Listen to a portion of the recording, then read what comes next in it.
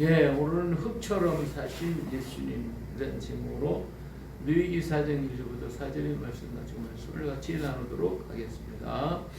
자, 오늘 말씀의 4절에 보니까 그 숫송아지를 회막문 여호와 앞으로 끌어다가 그 숫송아지 머리에 안수하고 그를 여호와 앞에서 잡으라고 말씀하고 계십니다.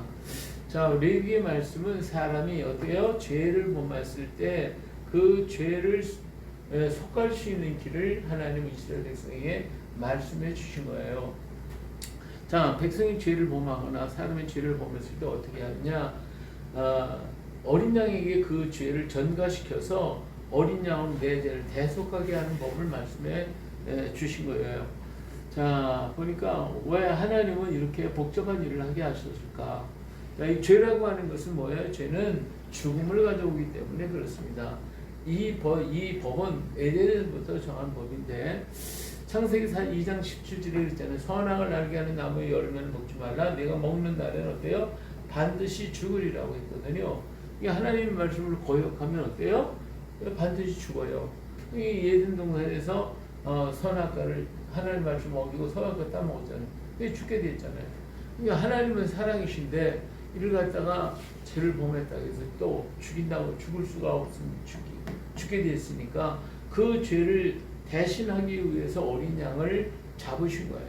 그래서 그들의 죄를 용서해 주셨던 것입니다. 자, 이 에덴의 역사를 하나님 택하신 백성들에게 하나님 법을 어겨서 죽게 되었을 때 그 허물에서 벗어날 수 있는 길을 제시해 주셨어요. 그것은 다른 게 아니라 어린 양을 잡는 것처럼 그렇게 하라는 거예요. 우리가 죄를 보면 내가 그 죄 때문에 죽어야 되는데 내가 죽게 된 것을 나의 죄를 어린 양의 머리다 안수해서 그의 죄를 다 그에게 전가시켜주고 그 죄 내가 죽어야 할 죄를 대신 어린 양이 죄를 지고 죽으라는 거예요.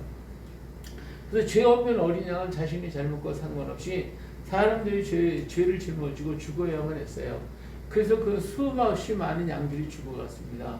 그러면서 사람들은 죄를 떠나지 않아요. 오히려 그 감당은 무디워져서 더 많은 죄악을 치고 죽음의 길 가운데서 죽어가고 있었던 거예요. 어린 양이 죽는 건 내 죄 때문에 어린 양이 죽는 걸 안타까워 내가 죄를 범하지 말아야 되는데 그것을 갖다가 아예 뭐 그러려니 하고 그 다음부터는 죄를 져도 뭐 하나 꺼리게 먹고 어린 양이 죽는 거 하나도 상관없고 그냥 죄 가운데 살더라 그거예요. 하나님은 어떻게 해요? 하나님 인간을 사랑하셔서 그들의 죄와 죽음에서 건지시기로 작정을 하신 것입니다. 이대로 놔두면 영원히 망할 거니까 이들을 구원할 수 있는 길이 무엇일까? 우리 하나님 걱정하셔서 어떻게 하셨어요? 요한복음 29절에 보니까 그 해결책이 나오는데 이튿날 요한이 예수께서 자기에게 나오심을 보고 이르시되 보라 뭐요? 세상 죄를 지고 가는 하나님의 어린 양이에요. 하나님이 어린 양을 이렇게 이 땅에 보내셨는데 그게 뭐냐? 예수 그리스도를 어린 양에 보내셨어요. 그런데 그분은 뭘 하라고? 세상 죄를 다 지고 가도록 하나님께서 하셨다고 이 말입니다. 이것이 바로 세례 요한의 의침인데 요한이 예수님을 보고 세상 죄를 지고 가는 어린 양이라고 외쳤고 예수님은 세상의 모든 죄를 지시기 위해서 오신 분이라고 하는 것을 확실하게 말씀해 주고 있는 거예요. 그래서 예수님은 세상의 온갖 쓰레기들을 다 지시고 품으시는 그래서 죽으시는 그 모습을 우리는 보게 됩니다. 자, 세상의 모든 쓰레기들을 다 받아들이는 것이 어디예요? 흙이에요. 흙은요 모든 걸 다 품어요. 모든 것들을 다 쓰레기들을 다 품어요. 품기만 하는 게 아니라 그것을 통해 가지고 새로운 생명을 만들어 내서 자라게 만들어요. 예수님을 흙이신 것은 바로 예수님은 인간의 모든 쓰레기를 품으시고 십자가로 가셔서 새로운 생명이 태어나게 하셨기 때문에 예수님은 흙과 같이 사신 분이시다 라고 하는 걸 알 수가 있습니다. 예수님이 이렇게 말씀하시죠. 요한복음 14장 1절부터 예수께서 쓰신 내가 곧 길이요 진리요 생명이니 나로 말미암지 않고 아버지께로 올 자가 없느니라고 얘기했어요. 자, 그렇기 때문에 예수님 인생이 뭐가 됐어요? 길이 되셨고 진리가 되셨고 생명이 되어 주셨다라고 하는 것입니다. 자, 어떻게 그렇게 예수님 길과 진리와 생명이 되셨어요? 자, 사람은요 자신의 죄를 담당해야 되게 돼 있어요. 에스겔 18장 20절을 보니까 범죄하는 그 영혼은 뭐예요? 죽을지라. 아들은 아버지의 죄악을 담당하지 아니할 것이요 아버지는 아들의 죄악을 담당하지 아니하리니 의인의 공의도 자기에게로 돌아가고 악인의 악도 자기에게로 돌아가게 했어요. 자기의 행위는 자기가 받아야 된다는 거예요. 자기가 죄를 범하면서 자기도 자기 그 죄 때문에 죽어야 된다는 거예요. 이건 누가 대신해 줄 수가 없다는 거예요. 다 할 수가 없다는 거예요. 그러나 하나님의 사랑을 불쌍히 여기기 때문에 담당할 자를 보내시겠다고 하신 거예요. 자, 그래서 이사야서 53장 11절에 보니까 그가 자기 영혼에 수고한 것을 보고 만족하게 여길 것이라 나의 의로운 종이 자기 지식으로 많은 사람들을 의롭게 하며 또 그들의 죄악을 친히 담당하리라고 얘기하셨어요. 하나님께서 이사야 선지자는 에스겔 선지자를 통해 가지고 이 자신의 그 우리의 죄를 대신 짊어질 수 있는 그러한 그 담당할 자를 보내시겠다는 거예요. 이것이 하나님의 사랑이고 하나님의 지식이었다라고 하는 것이죠. 그래서 세례 요한은 이 세상 죄를 담당하는 어린 양이라고 예수님을 가리켜서 말씀하셨어요.